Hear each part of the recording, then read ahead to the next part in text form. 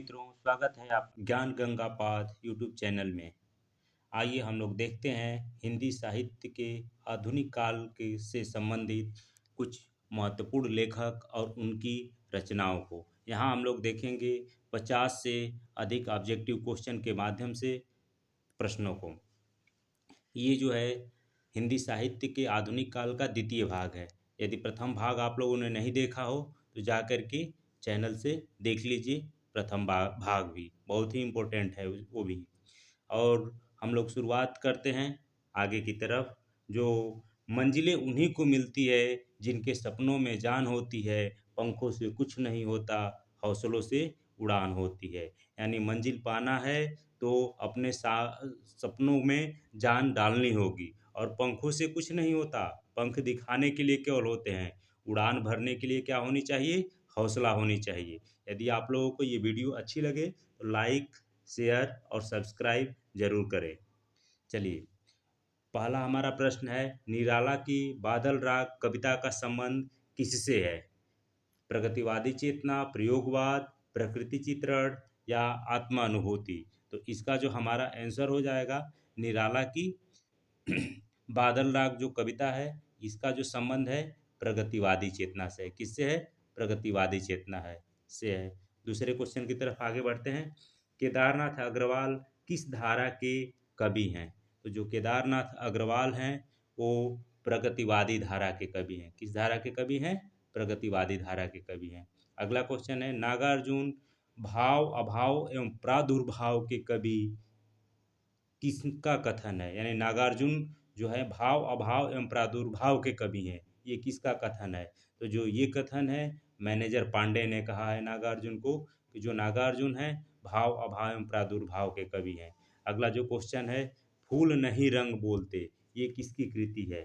तो ये जो कृति है फूल नहीं रंग बोलते, ये केदारनाथ अग्रवाल की कृति है। किसकी कृति है? केदारनाथ अग्रवाल की। इसका हमारा आंसर हो जाएगा केदारनाथ अग्रवाल। कौन आंसर हो जाएंगे? केदारनाथ अग्रवाल आंसर हो जाएंगे। अगला जो है, निराला की जूही की कली किसका उदाहरण है? मुक्त छंद का, गीति काव्य का, बैरवै छंद का या इनमें से कोई नहीं? इसका जो हमारा आंसर हो जाएगा, निराला की जूही की कली मुक्त छंद का उदाहरण है। अगले क्वेश्चन की तरफ बढ़ते हैं। प्रयोगवाद की जन्मदात्री पत्रिका कौन सी है? यानी प्रयोगवाद का जो जन्म है या किस पत्रिका से प्रयोगवाद का जन्म माना जाता है? तो इसका जो हमारा आंसर हो जाएगा, तार सप्तक। कौन सी पत्रिका है? तार सप्तक। इसकी किसने स्टार्ट किया था? ये अज्ञेय जी ने स्टार्ट किए। कौन स्टार्ट किए? अज्ञेय।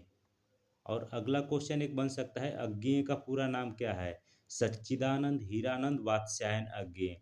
इन्होंने तार सप्तक पत्रिका की शुरुआत की है। यदि बात किया जाए कि कितने सप्तक हैं, तो ये 4 हैं। पहला का नाम है तार सप्तक, पहले का तार सप्तक।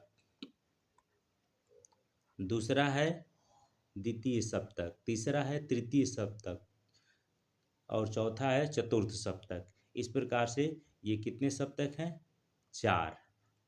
पहले का नाम तार सप्तक, प्रथम तार सप्तक नहीं है, केवल तार सप्तक नाम है, और दूसरे का द्वितीय तार सप्तक, ऐसे नाम चला है। क्वेश्चन नंबर अगला है, नकेनवाद किस काव्य धारा के लिए प्रयुक्त होता है? तो जो नकेनवाद है ये प्रयोगवादी जो धारा थी उसके लिए प्रयुक्त होता है। ऑप्शन नंबर सी सही हो जाएगा, नकेनवाद। इसमें 3 कवि थे, 3 कवि जिनके नाम से लेकर के नकेन शब्द बना है। नलिनी बिलोचन शर्मा, केसरी कुमार, अन्ना से एक आप लोग बताइएगा, ये आपके लिए होमवर्क है, जरूर ढूंढिएगा। अगले क्वेश्चन की तरफ हम लोग बढ़ते हैं। चांद का मुंह टेढ़ा किसकी रचना है? मुक्तिबोध, अज्ञेय, राहुल सांकृत्यायन या अशोक वाजपेयी? तो चाँद का मुंह टेढ़ा ये किसका है? मुक्तिबोध का। मुक्तिबोध का पूरा नाम क्या है? गजानन माधव मुक्तिबोध। और अगले क्वेश्चन की तरफ बढ़ते हैं। सागर मुद्रा कविता किस कवि की है? जो सागर मुद्रा कविता है ये सच्चिदानंद हीरानंद वात्स्यायन अज्ञेय की कविता है। अगला जो है, भूल गलती के रचनाकार कौन है? बहुत ही इंपॉर्टेंट रचना है भूल गलती। तो जो भूल गलती है इसके जो रचना है वही कौन है? मुक्तिबोध, गजानन माधव मुक्तिबोध। इनका पूरा नाम गजानन माधव मुक्तिबोध। अगला क्वेश्चन, तार सप्तक का प्रकाशन किस वर्ष हुआ था? तो जो तार सप्तक का प्रकाशन है 1943 से हुआ है, 1943 से। यहीं से छायावाद समाप्त हो जाता है और और प्रयोगवाद की स्टार्ट होता है। प्रगतिवाद के बाद प्रयोगवाद स्टार्ट होता है तार सप्तक से। यहीं पे इसकी शुरुआत कौन करते हैं? अज्ञेय जी। जैसे कि हम लोग पहले क्वेश्चन में देखे हैं, इसके पहले वाले जो क्वेश्चन हुए हैं उनमें हम लोगों ने देखा है कि कौन स्टार्ट करते हैं? अज्ञेय जी, तार सप्तक। अगला क्वेश्चन है, रहस्यवाद का भाव मुक्तिबोध की किस कविता में है? रहस्यवाद का भाव मुक्तिबोध की किस कविता में है? तो इसका हमारा जो आंसर हो जाएगा अंधेरे में। अंधेरे में एक लंबी कविता है, उसमें रहस्यवाद के भाव को चित्रित किया गया है। अगला जो क्वेश्चन है, धूप के धान शिला पंख चमकीले किसकी रचना है? यानी ये दोनों जो रचनाएं हैं किसकी है? तो इसका जो हमारा आंसर हो जाएगा धूप के धान और शिलापंख चमकीले, इसका जो आंसर हो जाएगा ऑप्शन नंबर पहला। ऑप्शन नंबर पहला क्या है? गिरजा कुमार माथुर। तो कौन इसका आंसर हो जाएगा? गिरजा कुमार माथुर सही हो जाएगा। अगले क्वेश्चन की तरफ हम लोग बढ़ते हैं देर न करते हुए। अपनी केवल धार किसकी कृति है? क्वेश्चन नंबर 65, अपनी केवल धार किसकी कृति है? तो इसका आंसर है अरूण कमल की। क्वेश्चन नंबर अगला 66, संशय की एक रात किसकी रचना है? जो संशय की एक रात है, यह जो रचना है नरेश मेहता की है। किसकी है? नरेश मेहता की। अगला क्वेश्चन, नवगीत के प्रसिद्ध उन्नायक कवि कौन है? नवगीत के प्रसिद्ध उन्नायक कवि जो माने जाते हैं वो हैं वीरेंद्र मिश्र। कौन माने जाते हैं? वीरेंद्र मिश्र। ऑप्शन नंबर कौन सा हो जाएगा? एक। नवगीत के प्रसिद्ध नायक कवि वीरेंद्र मिश्र। अगला क्वेश्चन नंबर 68, मोचीराम के रचनाकार कौन है? तो ये हैं धूमिल। मोचीराम के रचनाकार धूमिल हैं। क्वेश्चन नंबर अगला है, पृथ्वी कल्प किसकी रचना है? जो पृथ्वी कल्प रचना है ये है गिरजा कुमार माथुर की। ऑप्शन नंबर एक सही हो जाएगा। अगला आगे हम लोग बढ़ते हैं, जो मजा अपने दम पर सफल बनने में है वो करोड़ों अरबों की खानदानी दौलत में नहीं है। यानी जो हम अपने दम पे सफलता प्राप्त करते हैं तो करोड़ों खानदानी दौलत भी उतना सुख हमको नहीं दे पाती है, उतना हमको अपनत्व या चैन नहीं मिलता है। असली मजा कब है? हमको अपने दम पर सफल बनने में है। क्वेश्चन अगला ये देखते हैं, क्वेश्चन नंबर 70, कुआनो नदी किसका कविता संग्रह है? कुआनो नदी किसका कविता संग्रह है? तो ये है सर्वेश्वर दयाल सक्सेना। अगला क्वेश्चन है, आत्मजयी के रचनाकार कौन है? तो आत्मजयी के रचनाकार कौन हो जाएंगे? कुंवर नारायण। अगले क्वेश्चन की तरफ बढ़ते हैं, मगध पुस्तक के लेखक हैं। आप लोग सोच के बताइए मगध पुस्तक के लेखक कौन हो सकते हैं? इसका जो आंसर हो जाएगा हमारा ऑप्शन नंबर एक, श्रीकांत वर्मा सही है। अगला क्वेश्चन, सात गीत वर्ष किसकी रचना है? तो जो सात गीत वर्ष है ये आंसर हो जाएगा इसका धर्मवीर भारती की रचना है। क्वेश्चन नंबर अगले की तरफ बढ़ते हैं, आत्महत्या के विरुद्ध किस कवि की रचना मानी जाती है? रघुवीर सहाय, मुक्तिबोध, शमशेर जंगड़ी या नरेश मेहता?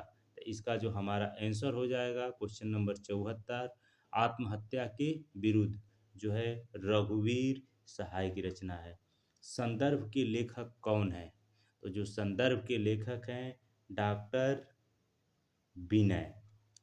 अगले क्वेश्चन की तरफ हम लोग बढ़ते हैं, चौथा सप्तक में संकलित कवयित्री हैं। अब एक चीज ध्यान दीजिएगा यहाँ पे, जो कवि है तो कवि का स्त्रीलिंग क्या होता है? कवि। कवि का स्त्रीलिंग कवित्री नहीं होता है, कवयित्री होता है। ये बार बार पूछा जाता है। तो चौथा सप्तक में संकलित कवयित्री कौन थी? जो सप्तक था सात सात कवियों को लेकर के बना था, अज्ञे द्वारा संपादित। ये सात कवियों का समूह हुआ करता था। तो कितने सप्तक हुए? चार हुए थे सप्तक। कितने हुए थे? चार हुए थे। 1943 में प्रथम सप्तक आया था। कब आया था? 1943 में। तो ये चौथा सप्तक में संकलित जो कवयित्री हैं, इसका इनका नाम है सुमन राजे। ऑप्शन नंबर 1 है। जो क्वेश्चन नंबर 77, द्विवेदी युग के सर्वश्रेष्ठ प्रगीतकार कौन माने जाते हैं? तो इसमें है मुकुटधर पांडे को द्विवेदी युग का सर्वश्रेष्ठ प्रगीतकार माना जाता है। अगला क्वेश्चन का आंसर बताइए आप लोग। जयशंकर प्रसाद ने किस कृति को ब्रज भाषा से खड़ी बोली में रूपांतरित कर दिया? यानी ब्रज भाषा से खड़ी बोली में, क्योंकि उस समय सबसे ज़्यादा यदि देखा जाए तो ब्रज भाषा में ही काव्य की रचना होती थी। भारतेंदु युग के बाद, तो भारतेंदु युग में तो पूरा पूरा लगभग एक दो रचनाएं केवल मिलती हैं जो कि खड़ी बोली में रचनाएं हैं, नहीं तो अधिकतर ब्रज भाषा में ही होती थी। उसके बाद धीरे धीरे खड़ी बोली में रचनाओं का स्टार्ट हुआ, रचनाएं होना स्टार्ट हुई। जयशंकर प्रसाद ने किस कृति को ब्रज से खड़ी बोली में रूपांतरित किया है? तो इसका जो आंसर हो जाएगा हमारा प्रेम पथिक। ऑप्शन नंबर 1 जो है इसका आंसर सही है। कौन सा? प्रेम पथिक। अगले क्वेश्चन की तरफ हम लोग बढ़ते हैं। क्वेश्चन नंबर 79, आकाश गंगा काव्य संग्रह है किसका? राम कुमार वर्मा का या मुकुटधर पांडे का? तो इसका जो हमारा आंसर हो जाएगा राम कुमार वर्मा का है आकाश गंगा। उद्धव उद्भव शतक किसकी रचना है? उद्भव शतक, यहाँ थोड़ा सा गलती टाइपिंग मिस्टेक हो गया है। यहाँ आंसर होना चाहिए, हम क्वेश्चन होना चाहिए उद्धव शतक। उद्धव शतक, उद्धव शतक किसकी रचना है? तो आप लोग ऑप्शन देख लिए होंगे तब तक। तो इसका जो हमारा आंसर हो जाएगा रत्नाकर जी का, जगन्नाथ दास रत्नाकर का। अगला जो क्वेश्चन है, सप्तपर्णा किसकी कृति है? क्वेश्चन नंबर 81, सप्तपर्णा किसकी कृति है? तो इसका जो हमारा आंसर हो जाएगा महान कवि महादेवी वर्मा का, महान कवयित्री महादेवी वर्मा की ये रचना है। अगला क्वेश्चन, रूपांबरा किसकी रचना है? तो जो रूपांबरा है सच्चिदानंद हीरानंद वात्स्यायन अज्ञेय की रचना है।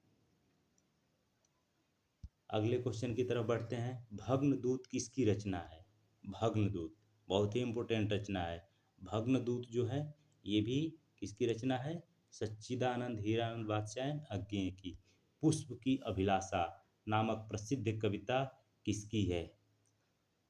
बहुत ही बचपन में हम लोग इस कविता को पढ़े थे। पुष्प की अभिलाषा किसकी कविता है? बताइए। इसका सबका आंसर सही होना चाहिए, बहुत ही आसान है।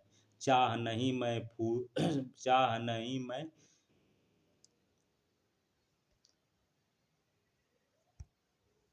इसका जो आंसर हो जाएगा माखनलाल चतुर्वेदी की है। अगले क्वेश्चन की तरफ हम लोग बढ़ते हैं। बकरी बिलाप किसकी रचना है? बकरी बिलाप भारतेंदु की, प्रेमघन की, महादेवी वर्मा की, अयोध्या सिंह उपाध्याय की। तो जो इसका आंसर हो जाएगा बकरी बिलाप, यह है भारतेंदु की रचना है। मौर्य विजय किसकी रचना है? तो ये सियाराम शरण गुप्त की है या फिर श्याम नारायण पांडे की है कि रूप नारायण पांडे की है कि मैथिली शरण गुप्त की है?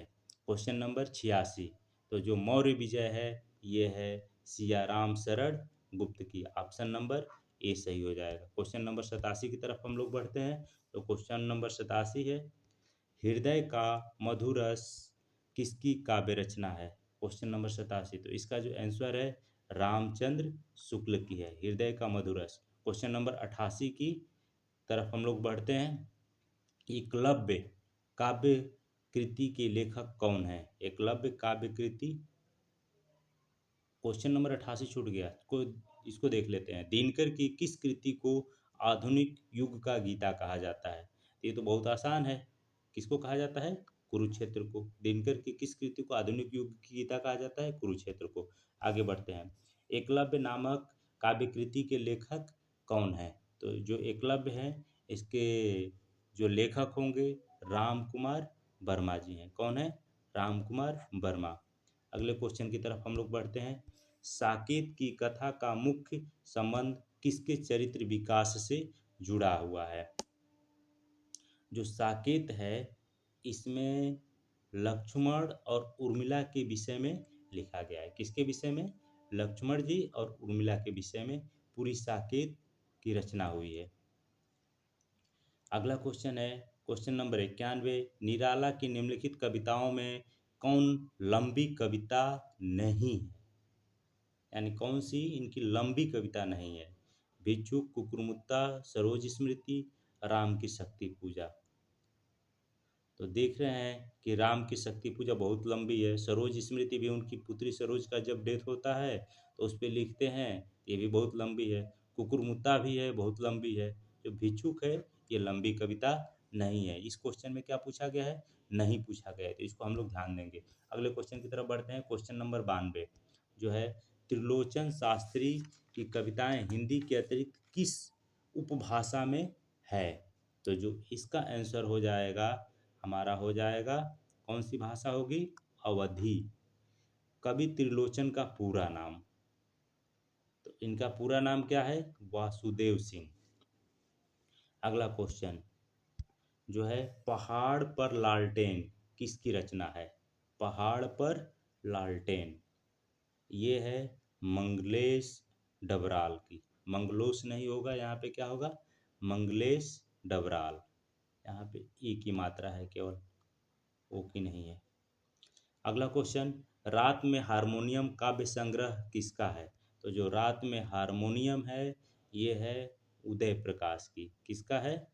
उदय प्रकाश की काव्य संग्रह। अब आगे हम लोग देखेंगे कुछ उपन्यासों से संबंधित प्रश्न। तो जो हमारा पहला प्रश्न है, हिंदी का प्रथम मौलिक उपन्यास कौन सा है? तो ये बहुत बार पूछा गया है, हमको लग रहा है कि 20-25 बार ये आ चुका है। तो इसका आंसर हो जाएगा, हिंदी का प्रथम मौलिक उपन्यास परीक्षा गुरु को माना जाता है। अगला क्वेश्चन, सरकटी लाश उपन्यास के लेखक कौन है? तो इसके जो आंसर हैं, आंसर हो जाएगा हमारा गोपाल राम गहमरी। गोपाल राम गहमरी। क्वेश्चन नंबर 98, पद्यात्मक भावभूमि पर श्याम सुंदर उपन्यास की सर्जना किसने की? तो इसका जो सर्जना करने वाले हैं, पद्यात्मक भावभूमि पर श्याम सुंदर उपन्यास की सर्जना करने वाले कौन हो जाएंगे? जगमोहन सिंह। जगमोहन सिंह। क्वेश्चन नंबर अगला, नूतन ब्रह्मचारी उपन्यास के लेखक कौन है? तो जो नूतन ब्रह्मचारी उपन्यास के लेखक होंगे वो हैं बालकृष्ण भट्ट। कौन हो जाएंगे? बालकृष्ण भट्ट। अगला क्वेश्चन, भूतनाथ उपन्यास के लेखक कौन है? तो भूतनाथ उपन्यास के जो लेखक हैं 100 नंबर क्वेश्चन के, देवकी नंदन खत्री। अगले क्वेश्चन की तरफ बढ़ते हैं। ठेठ हिंदी में उपन्यास लिखने वाले हैं। ठेठ हिंदी में जो उपन्यास लिखने का काम करते थे, हरिऔध जी। अगला क्वेश्चन, क्वेश्चन नंबर 102, रंग महल में हलाहल किसका उपन्यास है? तो जो रंग महल में हलाहल किशोरी लाल गोस्वामी का उपन्यास है। किसका है? किशोरी लाल गोस्वामी का। अगले क्वेश्चन की तरफ बढ़ते हैं। वैशाली की नगर वधू किसकी रचना है? तो जो इसका आंसर हो जाएगा, चतुरसेन शास्त्री की ये रचना मानी जाती है, वैशाली की नगर वधू। तो हमारा ये रहा चैनल ज्ञान गंगा पाठ यूट्यूब चैनल। यदि आपको अच्छा लगे तो आप लोग लाइक और सब्सक्राइब ज़रूर करें और अपने मित्रों तक ये इसको शेयर ज़रूर करें। चलिए मित्रों, धन्यवाद।